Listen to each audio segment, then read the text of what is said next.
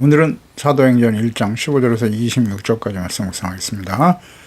1장 15절에서 26절 성령을 기다리며 준비하는 교회의 순종. 예수님의 승천 이후와 오순절 성령 강림 사이에 제자들의 모임인 교회죠. 초대교회입니다. 결단과 순종의 모습을 보여줍니다. 가룟 유다의 배신으로 무너진 12 사도의 자리 중에 마띠아를 세우는 결혼을 보충하는 과정이죠. 단순한 결혼 보충이 아니라 새 이스라엘의로서의 교회 정체성을 확립하는 구속사적 사건이라 하겠습니다. 예수님의 약속이죠. 4절로 8절 또 약속이 성취되는 사도행전 2장 사이에 위치한 그런 때 초대교회는 이 시기를 영적 나태함이나 무기력함으로 보내지 않았습니다. 그들은 기도에 전혀 힘쓰고 있었고 하나님의 말씀에 근거해서 교회에 무너진 기초를 재건하는 일에 착수했던 것이죠. 여기서 12이라는 숫자는 구약의 12지파를 계승하는 신약교회의 온전함과 연대성을 상징합니다. 유다의 배신은 단순한 개인의 탈선이 아니라 사탄이 교회의 기초를 흔들려고 했던 영적 공격이었던 것입니다. 따라서 사도직의 결원을 채우는 것은 오순절 성령 강림이라는 거대한 하나님의 구원과 복음이 땅끝까지 전파되는 위대한 역사를 맞이하기 전에 교회가 하나님의 말씀 위에 영적 질서를 바르게 세우는 준비 작업이었던 것입니다. 그래서 하나님의 말씀의 주권적 성취와 베드로의 리더십을 보여주죠. 15절 17절 말씀인데요. 15절에 모인 무리의 수가 약 120명이나 되더라. 그때 베드로가 그 형제들 가운데 일어서서 이르되, 그러니까 예수께서 성령으로 세를 받아 능력이 임할 때까지 예루살렘을 떠나지 말라는 명령과 마지막 승천하시는 영광스러운 모습을 목격했고 그 모습 그대로 다시 오실 것이다 라는 약속의 말씀을 들었던 제자들 중에 모인 사람의 숫자가 120명 정도였다. 그때 제자들 중에 베드로가 형제들 가운데 일어섭니다. 리더로서의 역할이죠. 십자가 사건과 낙심을 넘어서 교회의 대변인으로 우뚝 선 지도자죠. 지도자로서 베드로의 변화된 모습을 보여줍니다. 예수님이 3번이나 부인했던 베드로가 이제 회복되어서 120명의 회중 앞에 설 수 있었던 것은 인간적 결단이 아닌 부활하신 주님의 주권적인 은혜와 역사임을 알 수 있죠. 요한복음 21장 15절에 그들이 조밥 먹은 후에 예수께서 시몬 베드로에게 이르시되 요한의 아들 시몬아 네가 이 사람들보다 나를 더 사랑하느냐 하시니 이르되 주님 그러하나이다. 내가 주님을 사랑하는 줄 주님께서 아시나이다. 이르시되 내 어린 양을 먹이라 하시고 3번 물으셨죠.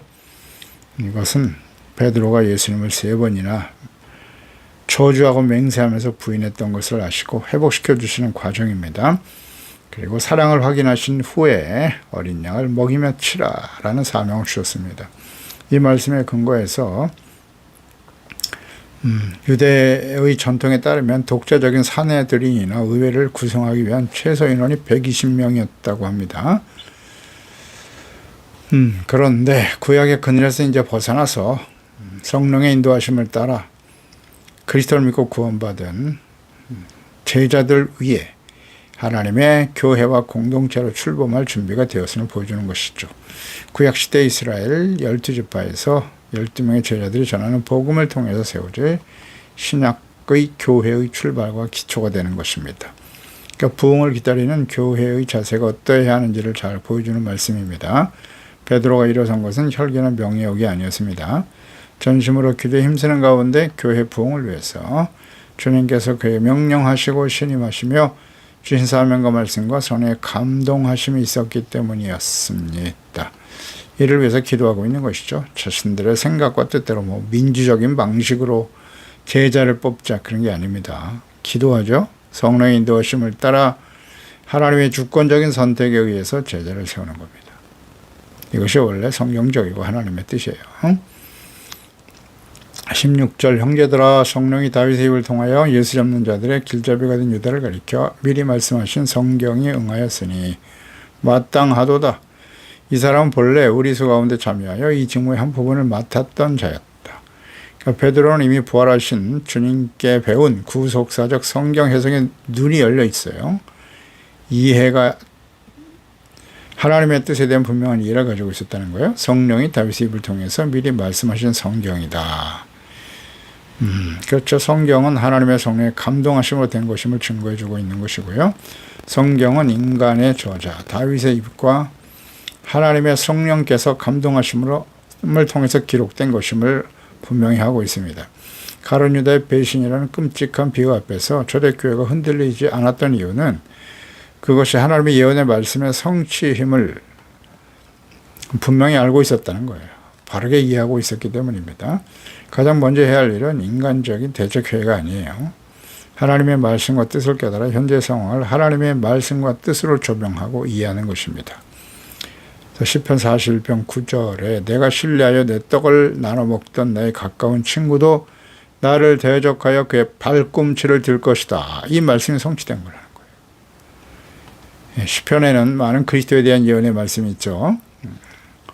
이 말씀이 바로 예수님의 제자 중 한 명이 발꿈치를 들고 대적할 것이다. 사탄의 종이 될 것이라는 뜻이겠죠. 그러니까 유다의 배신을 예언하신 말씀입니다. 예수님께서도 요한복음 13장 18절에 내가 너희 모두를 가리켜 말한 것이 아니니라. 나는 내가 택한 자들이 누구인지 알미라. 그러나 내 떡을 먹는 자가 내게 발꿈치를 들었다 한 성경을 응하게 하려는 것이 있다. 이 말씀이 바로 시편 41편 9절 말씀을 예수님께서 그대로 인용하여 말씀하신 것이거든요. 내가 택한 자들이 누구인지 알고 내 떡을 먹는 자 중에서 그러니까 예수님의 12제자 중에서 한 명이 발꿈치를 들고 배신할 것이다 라는 말씀이 이루어질 것임을 이미 예언하시고 말씀하셨어요. 또 요한복음 17장 12절에도 내가 그들과 함께 있을 때 내게 주신 아버지의 이름으로 그들을 보존하고 지켰나이다. 그 중에 하나도 멸망하지 않고 다만 멸망의 자식뿐이오니 이는 성경을 응하게 하려 함이니이다. 이 말씀 속에서 마지막 기도하시면서 인용하셨습니다. 그러니까 유다의 배신과 탈락이 우연이 아니죠. 구속사 예언의 말씀의 성취라는 사실. 그래서 베드로는 이러한 예수님의 말씀을 기억하고 깨달아서 증거하고 있다는 거죠. 가룟 유다의 배신은 초대 공동체의 거대한 영적 트라우마였을 것입니다. 3년 반 동안 동고동락했던 형제가 스승을 팔아넘기고 자살했다라고 하는 이 사실. 공동체의 신뢰를 숭두리째 흔들 수 있는 사건이었습니다. 그러나 베드로는 이 상처를 인간적인 비난이나 원망으로 풀지 않았죠. 성경 말씀이 응한 것이 마땅하다라고 증거합니다. 그러니까 하나님의 주권으로 인정하고 있는 것입니다. 우리의 삶이나 교회 공동체 안에 이해할 수 없는 비극, 신뢰했던 이들의 배신이나 무너짐이 찾아올 때 우리는 어떻게 반응합니까? 인간적인 원망과 낙심에 머물러 있다면 베드로처럼 일어나서 주님의 주권과 말씀을 바르게 깨닫고 증거할 수 있어야 합니다. 하나님은 인간의 가장 어두운 실패조차도 하나님의 선하신 뜻을 이루는 도구로 바꾸시는 분이십니다. 유다처럼 예수님의 제자로 부름받았다는 사실에 안주하지 말고 내 안에 참된 생명과 주님을 향한 사랑이 충만한지 날마다 스스로 점검하고 돌이켜보아야 할 것입니다. 배신자의 종말과 구약 예언의 성취 18절 20절 말씀에 증거하고 있네요. 18절 이 사람의 불의의 삭스로 밭을 사고 이후에 몸이 곤두박질하여 배가 터져 창자가 흘러나왔다. 일이 예루살렘에 사는 모든 사람에게 알려져 그들의 말로는 그 밭을 아겔다마라 하니 이는 피밭이라는 뜻이다.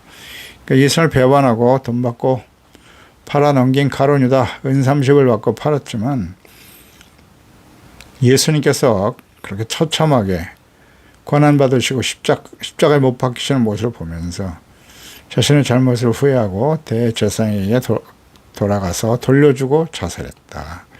후에 몸이 곤두박질하여 배가 터져 창자가 흘러나왔다. 마태는 유다가 홀로 목매어 죽었다라고 기록하고 있죠. 마태복음 27장 5절에 유다가 은을 성소에 던져놓고 물러가서 스스로 목매어 죽었다라고 기록하였습니다. 그러나 의사 출신 누가 더 세밀하게 죽음에 대해서 증거하고 있죠. 그가 나무에 목을 메고 달려 죽은 뒤에 노끈이 끊어져서 몸이 땅에 떨어져 배가 터져 나왔다라는 주장이에요.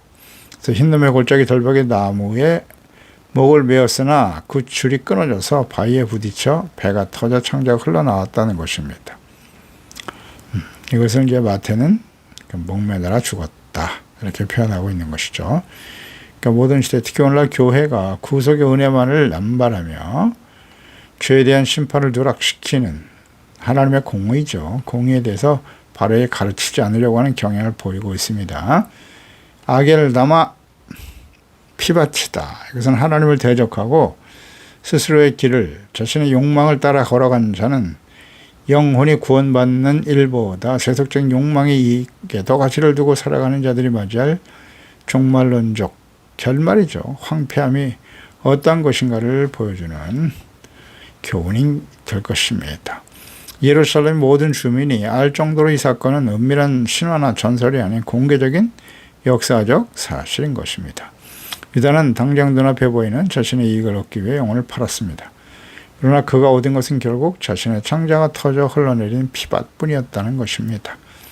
이것이 바로 사탄이 인간을 속이는 방식입니다. 사탄은 달콤한 보상, 은 30을 약속하지만 결국 인간을 아겔다마라는 절망과 파멸의 자리로 몰아넣고 맙니다. 20절에 시편에 기록하였으되 그의 고치를 황폐하게 하시며 거기 거하는 자가 없게 하소서 하였고, 또 일렀으되 그의 직분을 타인이 취하게 하소서 하였도다. 시편에 기록하였으되 시편에 예언하신 유다에 대한 예언의 말씀을 계속 인용하며 증거하고 있습니다. 시편 69편 25절에 그들의 거처가 황폐하게 하시며 그들의 장막에 사는 자가 없게 하소서. 그러니까 유다의 집과 삶이 영적으로 육적으로 황폐해질 것에 대한 예언의 말씀이고 성취죠. 시편 109편 8절에도 그의 연수를 짧게 하시며 그의 직분을 타인이 빼앗게 하시며, 그러니까 유다의 비극적인 단명과 사도직의 승계를 예언적 관점에서 정확히 깨닫고 기록하고 있고요. 이것을 그대로 인용하여 전하고 있습니다. 그의 직분을 타인에게 취하게 하소서라는 말씀에서 하나님의 거룩한 사역은 인간의 배신으로 인해서 결코 중단되지 않는다는 분명한 진리를 선포하고 있습니다. 유다가 자리를 이탈했다고 해서 하나님의 구원의 계획이 실패한 것이 아닙니다. 하나님은 교회의 거룩함을 보존하기 위해 악인을 제하시고 그 자리를 다른 순종하는 자로 채우십니다. 직분은 특권인 동시에 무거운 책임이라는 사실을 잊지 말아야 합니다. 지금 내가 인생에서 구하고 있는 결과, 또 목표, 소망, 이것은 무엇인가요? 하나님의 뜻을 저버리면서까지 얻으려고 하는 세상의 성공이나 물질에 나의 삶의 목적이 있다면 그것이 나를 영적 황폐함으로 인도하는 가룟 유다의 결말인 피밭이 될 수 있음을 두려움으로 깨달아야 할 것입니다. 또한 하나님은 누군가의 이탈이나 배신에 구애받지 않고 하나님께서 계획하신 구원의 역사와 계획을 신실하게 이어가십니다. 하나님의 자녀 예수님의 제자는 영광스러운 직분을 사탄에게 내어주는 가룟 유다와 같은 비극의 주인공이 되지 않도록 내게 주신 사명의 자리에서 두렵고 떨림으로 순종해야 할 것입니다. 21절에 이러므로 요한이 세례로부터 우리 가운데에서 올려져 가신 날까지 주 예수께서 우리 가운데 출입하실 때에 22절에 항상 우리와 함께 다니던 사람 중 하나를 세워 우리와 더불어 예수께 부활하심을 증언할 사람이 되게 하여야 하리라 하거늘. 가룟 유다의 자리를 메울 인물을 뽑고자 했던 이유는 단지 구약의 예언의 성취뿐만 아니라 사도들에게 맡겨진 직무의 성격상 증거 사역이 효과적으로 진행되기 위해서 충원이 필요하다라고 아주 바르게 증거하고 있습니다. 그러면 정식 사도의 조건은 아주 명확하죠. 요한의 세례로부터 그랬어요. 요한의 세례로부터 우리 가운데 올려가신 날까지 예수께서 우리 가운데 출입하실 때에 항상 우리와 함께 다니던 사람 중에 하나를 이렇게 분명히 제시하고 있죠. 예수님과 함께 있었던 사람들 중에 하나였다는 거죠.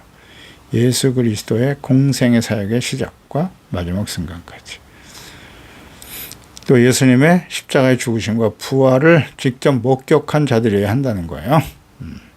예수께서 부활하심을 증언할 사람 이렇게 되어 있잖아요. 그렇죠? 예수님과 함께 있었던 제자들, 죽으심과 부활을 직접 경험했던 사람들 중에 그 중에서 뽑아야 된다.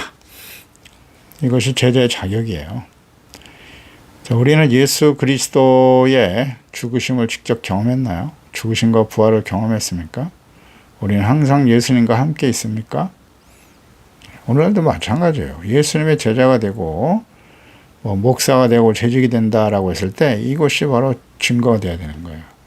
예수님의 죽으심과 부활을 경험했나요? 직접? 사도 바울 같은 경우는 예수님의 제자들을 박해하던 사람이었지만 부활하신 예수님 직접 나타나셨잖아요. 경험했죠? 그래서 놀라운 변화가 일어났어요.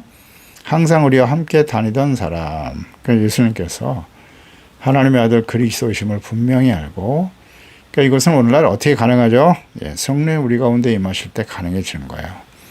예수께서 성령을 보내주시면 그 성령을 통해 거듭나게 하시고 우리가 거듭나여 나게 하셔서 인격적으로 살아계신 하나님과 주 예수 그리스도를 만나고 부활의 주를 만나게 되는 거예요. 그리고 육체의 욕심을 따라 살았던 옛사람은 죽고 성령 위에서 거듭난 의의 새 사람으로 주님 앞에 서게 되는 거죠. 이것이 부활을 경험한 사람이에요. 그래서 23절에 그들이 두 사람을 세우는데 하나는 바사바라고도 하고 별명은 유스도라고 하는 요셉이 있다. 요셉. 또 한 사람은 마띠아였네요. 마띠아. 그들이 기도했어요. 무사람의 마음을 여시는 주여 이 두 사람 중에 누가 주님께서 택하신 바 되어 그랬잖아요. 하나님이 택하신 자가 누구인가를 위해서 기도하고 있지 않습니까? 네, 기도. 제비뽑기가 아니에요. 이 상황에서는. 두 사람을 내세웠다. 바사바 유스도라고 하는 요셉과 마띠아예요. 그러니까 바사바와 요셉은 히브리식의 이름이고 바사바는 안식일의 아들이라는 뜻이고 요셉은 유대인들의 흔히 찾아볼 수 있는 이름이기도 하죠. 유스도는 정의를 뜻하는 것인데 로마식 이름입니다. 한 사람은 또 마띠아스, 여호와의 선물이라는 뜻이네요. 그러니까 유세비우스의 추측에 의하면 누가복음 10장 1절에 그 후에 주께서 따로 70인을 세우셨는데 친히 가시려는 동네와 각 지역으로 둘씩 앞서 보냈다. 70명의 전도자를 보냈을 때 한 사람이었다. 이렇게 추측하고 있네요. 무사람의 마음을 아시는 주여, 사람의 마음을 아시는 하나님, 인간의 외모나 이력, 요셉 화려한 별명과 배경을 보지만 하나님은 철저히 중심을 보시고 하나님의 일꾼을 주권적으로 선택하고 계신다라는 것을 잊지 말아야 됩니다. 두 사람을 두고 하나님의 주권적 선택을 위해서 기도했습니다. 기도하며 하나님께서 택하신 자를 제자로 세우실 것을 간구합니다. 제자와 사도는 사람들의 뜻이 아닌 하나님의 주권적인 선택과 부르심으로 이루어지는 것입니다. 25절에 봉사와 및 사도의 직무를 대신할 자인지를 보이시옵소서. 유다는 이 직무를 버리고 제 곳으로 갔나이다 하고 제비 뽑아 마띠아를 얻었다. 그가 11사도의 수에 들어가게 됐다. 그러니까 사도들의 사역의 성격은 봉사죠. 봉사와 사도의 직무라고 되어 있죠. 그러니까 대가를 구하는 것이 아니라 주님의 은혜에 감사하여 값없이 봉사하며 섬기는 직분이라는 사실 잊지 말아야 돼요.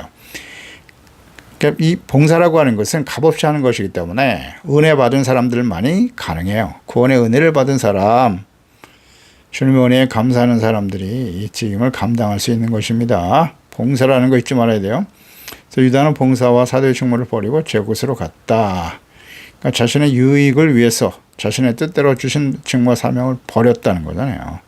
제 길로 갔다. 그러니까 오늘날도 마찬가지예요. 목사가 되고 재직이 된다라고 했을 때 그것이 봉사의 직분이 되어야 하는데 사사로운 욕심과 무슨 명예욕에 사로잡힌 다 가룟 유다 같은 사람들이죠. 이걸 버리고 떠나는 사람들이 얼마나 많은지 오늘도. 차라리 그냥 세상으로 나가면 좋은데 교회 안에 있어서 수많은 사람들을 미혹하고 있다는 게 비극이죠. 디모데후서 4장 10절에 대만은 이 세상을 사랑하여 나를 버리고 데살로니가로 갔고 그레스게는 갈라디아, 디도는 달마디아로 갔다. 대마 같은 사람이죠. 세상을 사랑했다는 거죠. 이 세상을 사랑하는 사람이 교회 안에 머물러 있다는 게 이게 심각한 문제입니다. 유다가 간 제곳은 바로 욕망을 따라가는 세상이겠죠. 죄악된 길이고 결말은 지옥입니다. 즉 하나님이 계시지 않은 영원한 형벌의 장소로 떨어지게 되는 거예요. 그는 원래 속해 있던 사탄의 품으로 돌아간 것이죠. 우리가 서 있는 자리가 주님이 기뻐하시는 사명의 자리인지 아니면 죄와 탐욕, 세속적인 명예의 자리인지를 항상 점검해야 할 것입니다. 그래서 베드로전서 4장 7절 이하에 만물의 마지막이 가까웠으니 그러므로 너희는 정신을 차려라. 근신하여 깨어 기도하라. 뜨겁게 서로 사랑하라. 사랑은 허다한 죄를 덮는다. 서로 대접하기를 원망 없이 하고 각각 은사를 받은 대로 하나님의 여러 가지 은혜를 맡은, 보세요. 하나님의 여러 가지 은혜를 맡은 선한 청지기라고 되어 있잖아요. 은혜를 맡은. 만일 누가 말하려면 하나님의 말씀을 아는 것 같이 하고 누가 봉사하려면 봉사가 강조되죠. 하나님이 공급하시는 힘으로 하는 것이 있다. 범사에 예수 그리스도로 말미암아 하나님이 영광을 받으시게 하려 함이니 목적은 하나님의 영광이에요. 성격은 봉사이고요. 선한 청지기와 같이 하나님의 은혜를 맡은 청지기예요. 내 것이 아니에요. 주님께서 맡겨주신 은혜에 감사하며 봉사하며 헌신하는 것, 이것이 제자, 오늘날시대의 목회자 재직들의 마땅한 태도입니다. 그래서 제비를 뽑아서 마띠아를 얻었는데 그가 11사도의 수에 들어갔다.